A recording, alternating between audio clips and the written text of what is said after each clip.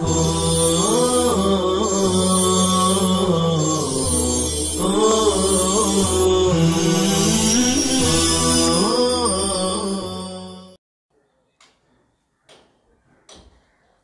اللہ الرحمن الرحیم۔ چہل سبق کا چوتھا سبق مفردات پر مشتمل ہے، الفاظ معانی ہیں جنہیں زبانی یاد کرنا ہے۔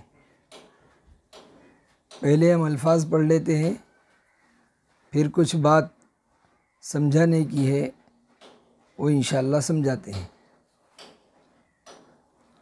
براں اس پر، برو اس پر، بری اس پر، دراں اس میں، درو اس میں، دری اس میں، ازاں اس سے، ازو اس سے، ازیں اس سے، ہماں وہی، ہمیں یہی، چنا ویسا، چنی ایسا، چوں جب، چوں جو، چوں جب، چوں جو، جز سوائے، بغیرز سوائے، ہیچ کوئی، ہیچ کچھ، کس شخص۔ آج کا سبق یہاں تک رہے گا۔ اب کچھ چیزیں اس میں سمجھنے کی ہیں۔ جس طرح پچھلے سبق میں یہ بات بتلائی گئی تھی کہ در، بر اور از یہ وہ حروف ہیں جو عبارت میں پہلے آتے ہیں اور ترجمہ کرنے میں بعد والے لفظ کا ترجمہ پہلے کرنا ہوتا ہے۔ یہاں ہم دیکھیں گے 3 حرفوں کے ساتھ یہ مل کر آ رہے ہیں۔ او کے معنی وہ اور اس، کا معنی بھی وہ اور اس، اور ای کا معنی یہ اور اس۔ اور ای یہ اسماء اشارہ ہیں، جیسے کہ اس سے پہلے ہم نے پڑھا، اور او جو ہے وہ ضمیر ہے، اس کا معنی ہے وہ اور اس، واحد غائب کی ضمیر ہے یہ۔ اب سے پہلے بر آیا تو بر اس کو ملا کر پڑھیں گے ہم براں، تو کا ترجمہ پہلے کریں گے اور بر کا بعد میں، یعنی اس پر۔ اسی طرح برو یہ ہے بر اور او سے مل کر بنا ہے، بر اور او کا مخفف ہے، شارٹ کٹ جسے کہتے ہیں ہم۔ برو اس پر، او یعنی اس، بر یعنی پر، بری اس پر، ای کا ترجمہ پہلے اور اس کے بعد بر کا ترجمہ، بری اس پر۔ یہ ترجمہ لفظ ہے، جیم کے زبر کے ساتھ، اس کو بھی خاص یاد رکھنا ہے، ترجمہ نہیں، ترجمہ۔ یہ عربی میں فعللتن کے وزن پر ہے، ترجمتن۔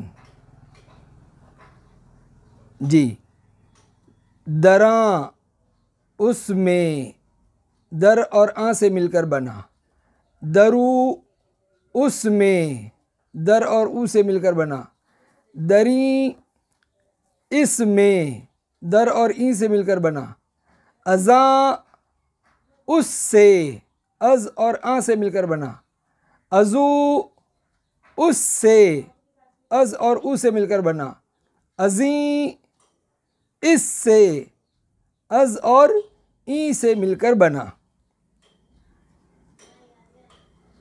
ہما یہ بھی دو حروف کا مرکب ہے، ہم اور آں، ہم کے معنی آتے ہیں بھی، آگے آئے گا یہ لفظ، اور آں کے معنی وہ، ہم آں دو لفظوں سے مل کر بنا، اس کا ترجمہ کرتے ہیں وہی، ہمیں یہ بھی ہم اور ای سے مل کر بنا ہے، اس کا ترجمہ کرتے ہیں یہی، چنا یہ بھی دو لفظوں سے مل کر بنا، چوں اور آں، چوں کے معنی کی طرح، کے جیسا، کے مثل، کے مانند،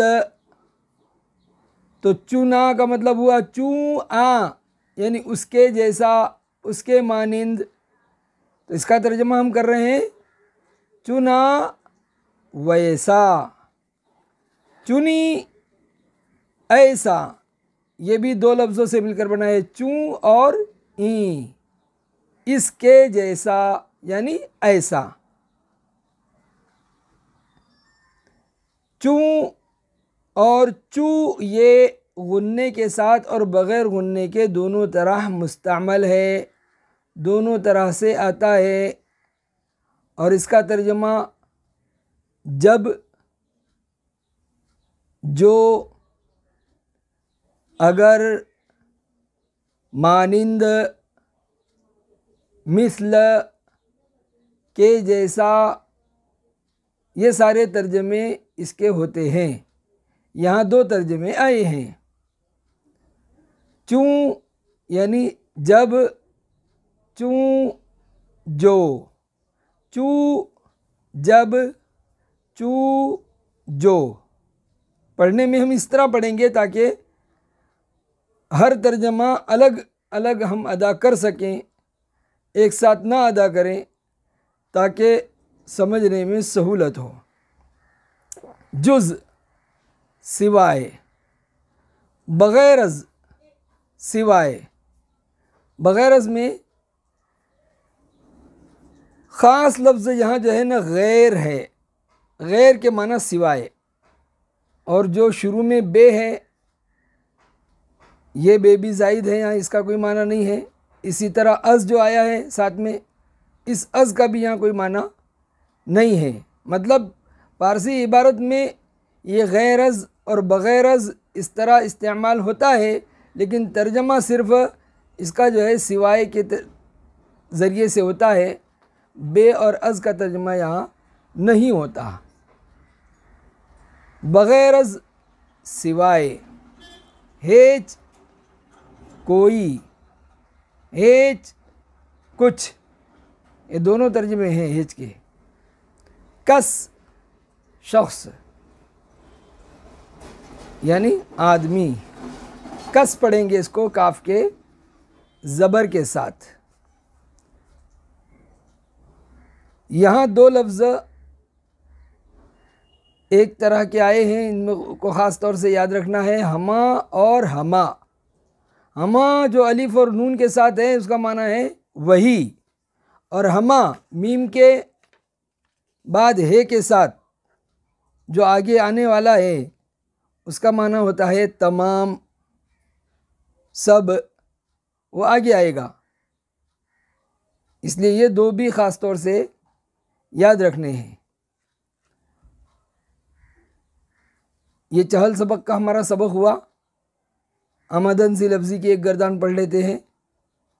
آموختن سیکھنا، مصدر کی نشانی ہم نے بتلائی تھی کہ بھی دن یا تن اس کے آخر میں ہوتا ہے، جس طرح اردو میں نا ہوتا ہے، آنا، کھانا، سونا، جانا، اٹھنا، بیٹھنا، ایسے ہی فارسی میں دن اور تن ہوتا ہے، آمدن، رفتن، گفتن، خفتن وغیرہ۔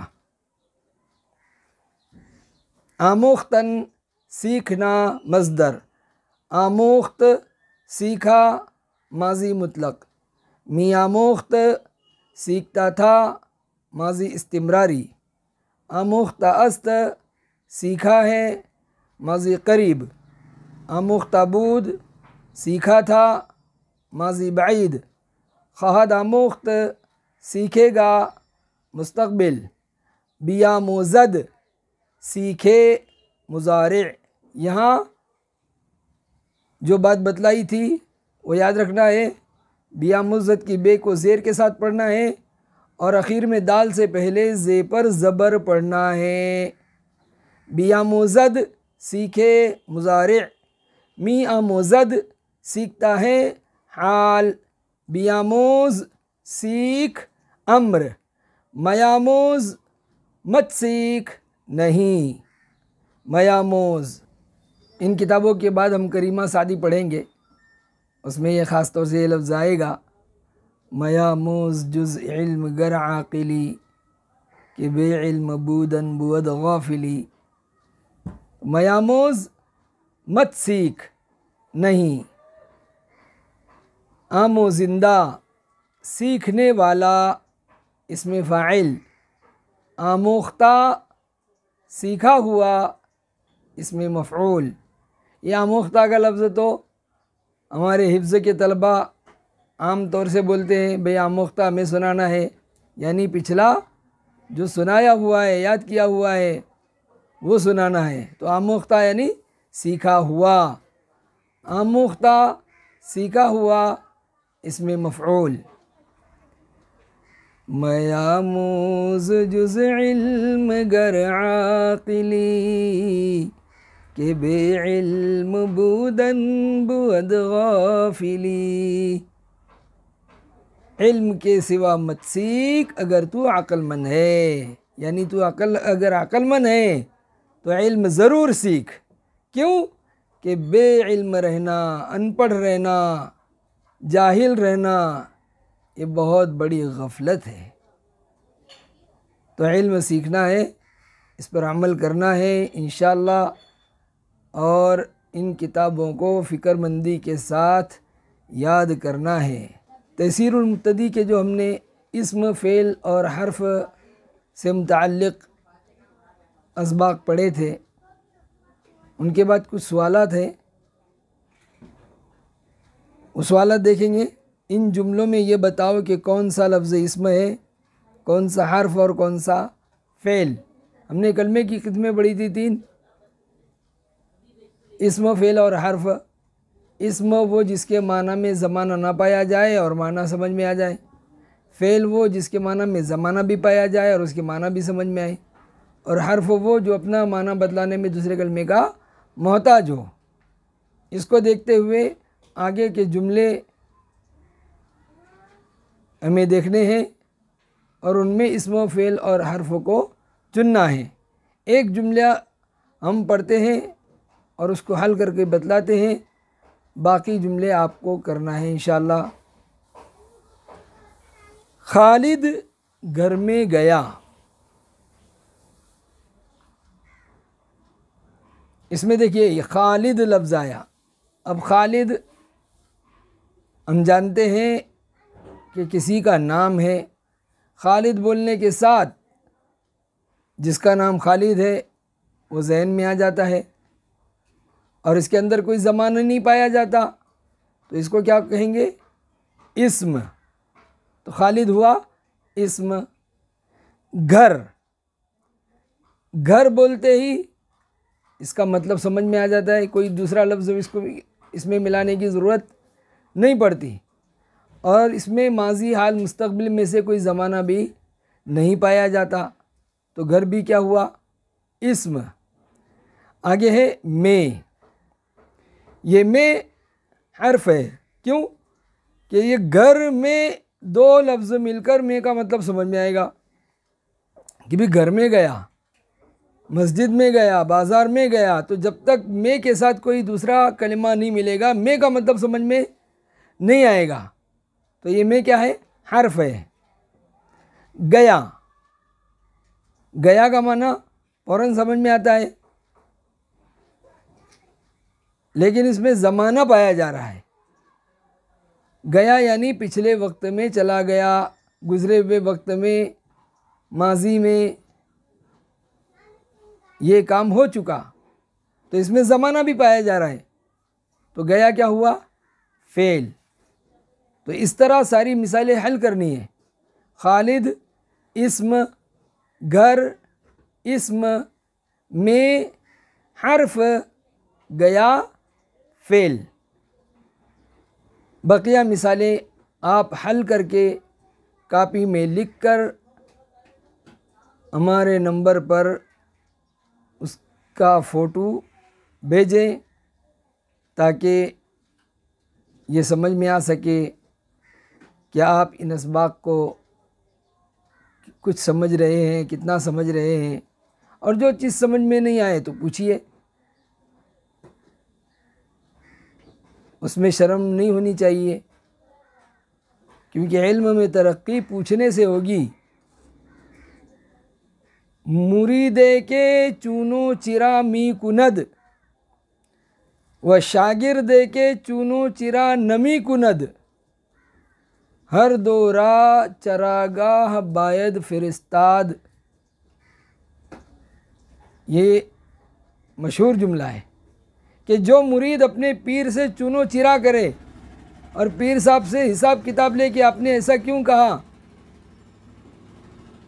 تو وہ جانور کی گنتی کا ہے، کیونکہ پیر کے سامنے چونو چرا نہیں کرنا ہوتی، بلکہ فوراً ماننا ہوتا ہے اور مان کر چلنا ہوتا ہے۔ اور جو شاگرد چونو چرا نہ کرے، مطلب جو چیز سمجھ میں نہ آئے وہ اس کو نہ پوچھے، تو وہ بھی گویا جانور کی گنتی میں ہے، اس کو جنگل میں چرنے چھوڑ دینا چاہیے۔ تو طالب علم کو چاہیے کہ اپنے اسباق کے پیچھے لگے، ان کو سمجھے، اور نہ سمجھ میں آئے تو پوچھے، لیکن ان کو سمجھ کر پڑھے، پختہ یاد کرے۔ امید ہے کہ آپ ان باتوں کو غور سے سنیں گے اور اسباق کو سمجھ کر پڑھنے کی اور یاد کرنے کی کوشش کریں گے۔ سبحان اللہ و بحمدہ، سبحان اللہ العظیم۔